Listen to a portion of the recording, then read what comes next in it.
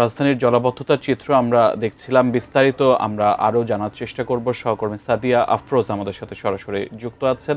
সাদিয়া, আপনি ঠিক এই মুহূর্তে কোথায় আছেন? জলাবদ্ধতা এর আগের ঘন্টায় জানাচ্ছিলেন কমতে শুরু করেছে রাস্তায় কিছুটা, কিন্তু দুর্ভোগ কমেনি। বিস্তারিত জানাবেন। সকাল থেকেই যে নাগরিক দুর্ভোগ শুরু হয়েছে সেটি এখন পর্যন্ত শেষ হয়নি। সন্ধ্যা গড়ানোর দিকে কিন্তু আমরা দেখতে পাচ্ছি যে বিভিন্ন জায়গায় রাজধানীর দেখছিলাম যে বিভিন্ন প্রধান সড়ক থেকে শুরু করে গলি পথ যেগুলো রয়েছে সেগুলোতে আমরা দেখছিলাম যে বিভিন্নভাবেই আসলে সাধারণ মানুষ দুর্ভোগের শিকার হচ্ছেন পানি জমে থাকার কারণে। আমরা আছি মিরপুরের শেওড়াপাড়া এলাকায় এবং এখানে জামায়াতের আমির ডাক্তার শফিকুর রহমান তিনি পরিদর্শনে এসেছেন এবং তিনি দেখতে এসেছেন যে জলাবদ্ধতার কারণে সাধারণ মানুষের কীরকম ভোগান্তি হচ্ছে। আমরা একটু ক্যামেরাটা পেছনে নিতে বলবো, তিনি আসছেন এই দিকটায় একটু দেখবো আমরা, সেদিকটা আমরা দেখাবো।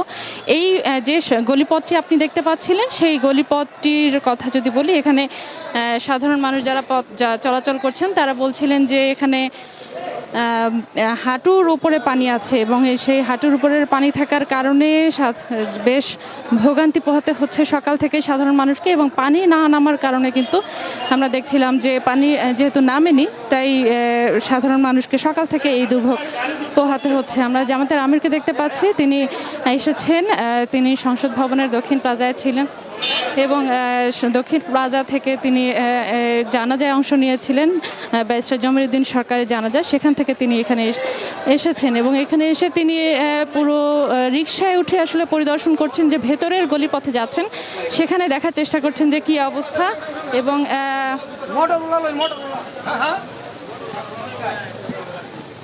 তো আমরা একটু দেখানোর চেষ্টা করছিলাম। আমরা জামায়াত আমিরের হয়তোবা তিনি এদিকে আবারও ফিরে আসবেন, ফেরার পরে আমরা আবার তার বক্তব্য শুনতে পাবো। একটু আপনাকে জানাতে চাই যে সড়ক পথের ঢাকার ভেতরের যে প্রধান সড়কগুলো রয়েছে সেগুলোর পানি অনেকটাই কমে আসতে শুরু করেছে, তবে গলি পথের যে পানি সেটি এখনও কমতে শুরু করে নাই।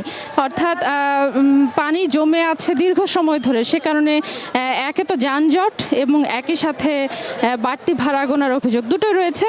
এবং যেহেতু এখন পর্যন্ত পানি কমছে না তাই সাধারণ মানুষকে বেশ ভোগান্তি পোহাতে হচ্ছে। এবং সব মিলিয়ে আসলে এই যে নাগরিক দুর্ভোগ, সব মিলিয়ে সাধারণ মানুষের যে কষ্ট সেটি আজকে সকাল থেকেই চলছে। গত রাত থেকে যে টানা বৃষ্টি হয়েছিল সেই টানা বৃষ্টির কারণে, এবং এই টানা আবারও যে বৃষ্টি আসবে না তার তো কোনো নিশ্চয়তা নেই, আবারও বৃষ্টি হতে পারে।